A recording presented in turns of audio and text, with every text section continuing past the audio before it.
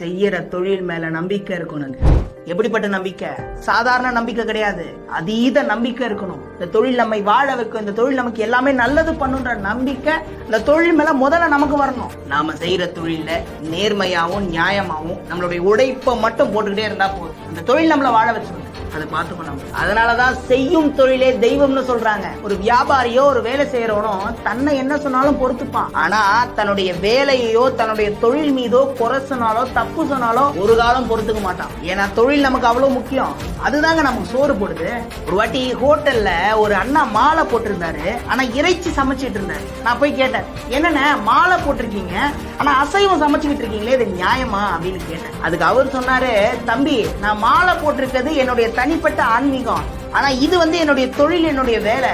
நான் என்னுடைய தொழில வேலையை சரியா செய்யலனாதான் அந்த சாமி என்ன கோச்சுக்குமே தவிர என்னுடைய வேலையை தொழிலை சரியா செஞ்சா